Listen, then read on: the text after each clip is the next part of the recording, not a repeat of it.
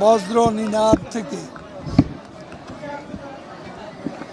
7.5 কোটি জনগণের কণ্ঠে প্রতিধ্বনিত হয়ে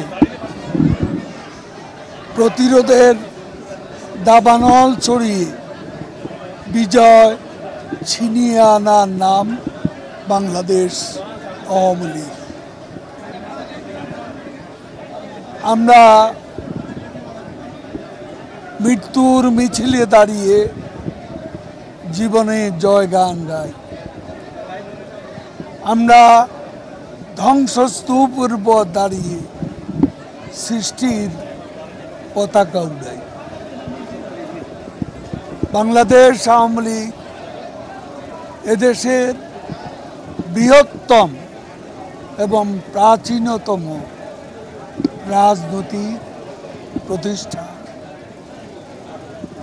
আমরা আজ এক কথায় বলতে পারি, সংগ্রাম, সাফল্য ও সংস্কৃতির বর্ণিল প্রতিভাসের নাম বাংলাদেশ আওয়ামী লীগ।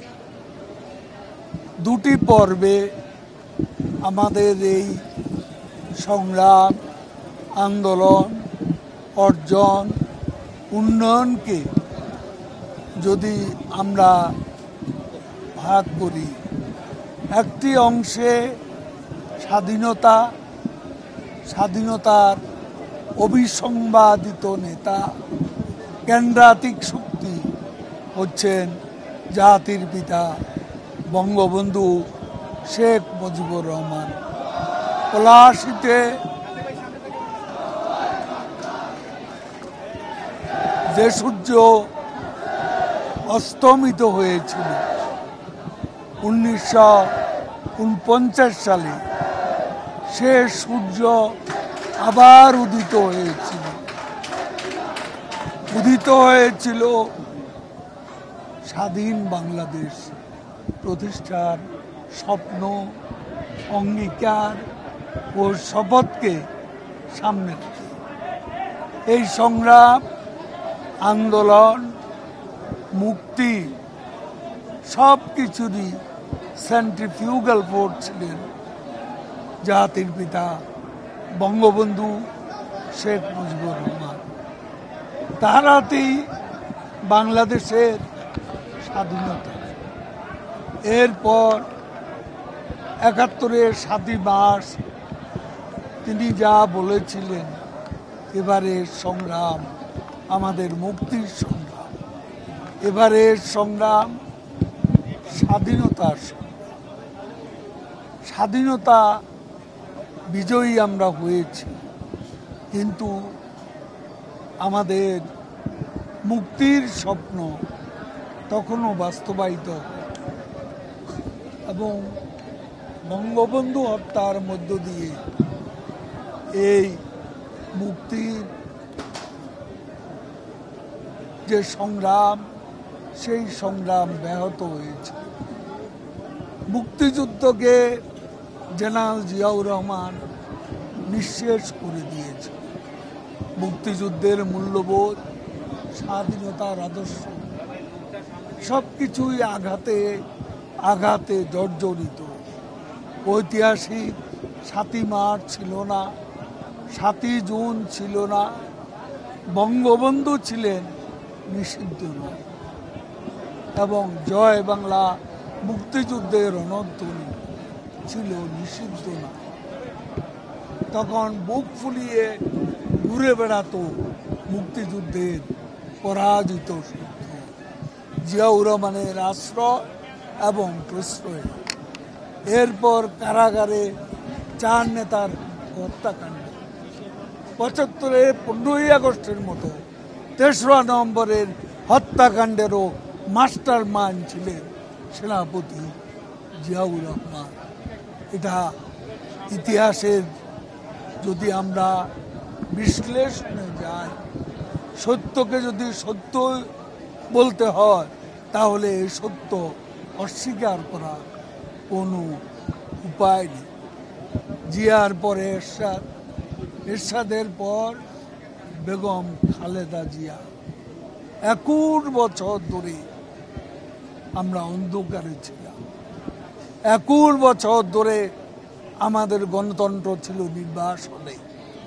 আমাদের মুক্তিযুদ্ধের চেতনাকে নির্বাসনে পাঠানো হয়েছিল। বিজয় দিবস এবং স্বাধীনতা দিবসে বঙ্গবন্ধুকে বাদ দিয়ে, বিজয়ের নায়ক স্বাধীনতা স্থপতিকে বাদ দিয়ে বিজয় দিবস, স্বাধীনতা দিবস উদযাপন করা হতো। আজকে বঙ্গবন্ধু হত্যার 6 বছর পর বঙ্গবন্ধু কন্যা দেশরত্ন শেখ হাসিনা স্বদেশ প্রত্যাবর্তন, অন্ধকারে আশার আলো বর্তিকা। এবং শেখ হাসিনা বাংলাদেশে এসেছিলেন বলেই গণতন্ত্র শৃঙ্খল মুক্ত হয়েছিল। শেখ হাসিনা বাংলাদেশে ফিরে এসেছিলেন বলে যুদ্ধাপরাধীদের বিচার হয়েছিল, বঙ্গবন্ধু হত্যার বিচার হয়েছিল। শেখ হাসিনা ফিরে এসেছিলেন বলে মুক্তিযুদ্ধের চেতনার প্রত্যাবর্তন ঘটেছিল, গণতন্ত্রের প্রত্যাবর্তন ঘটেছিল। তার স্বদেশ প্রত্যাবর্তন ছিল আমাদের সেই স্বাধীনতার আদর্শের প্রত্যাবর্তন। এবং তিনি যে অর্জন, যেই অর্জন সারা পৃথিবীতে বাংলাদেশের জন্য এক গৌরবোজ্জ্বল অধ্যায় তিনি রচনা করেছেন। এত সাফল্য, নিজস্ব অর্থায়নে পদ্মা সেতু নির্মাণ করে আজকে তিনি বিশ্ব ব্যাংকে দেখিয়ে দিয়েছেন আমরাও পারি। আমাদের সামর্থ্যের প্রতি, আমাদের সক্ষমতার প্রতি এ পদ্মা সেতু নিজের টাকায় করেছে। ঢাকা আজকে মেট্রো রেল, এলিভেটেড এক্সপ্রেসওয়ে, আজকে পায়রা সমুদ্র বন্দর, মাতার বাড়ি গভীর সমুদ্র বন্দর, আজকে স্যাটেলাইটে, আজকে মহাকাশে বাংলাদেশে স্যাটেলাইট, 68 বছরের সীমান্ত সমস্যার বাস্তবায়ন, ছিটমহল সমস্যার সমাধান, এইসব অর্জন বঙ্গবন্ধু কন্যা 75 বছরে আজকে এই আমাদের জন্মদিনে আমাদের অঙ্গীকার হচ্ছে আমরা আমাদের রক্তমূল্যে অর্জিত বিজয়কে সুসংহত করব।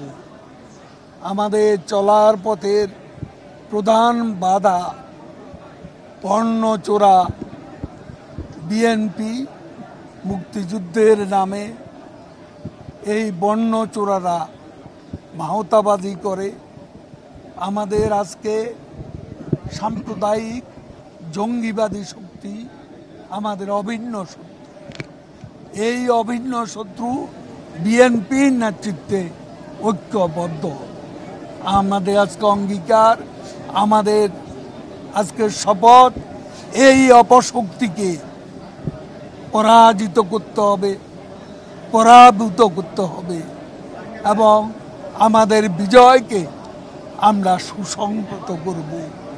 বঙ্গবন্ধুর স্বপ্নের সোনার বাংলা অভিমুখে বঙ্গবন্ধু কন্যা শেখ হাসিনার নেতৃত্বে আমরা স্মার্ট বাংলাদেশ নির্মাণ করব।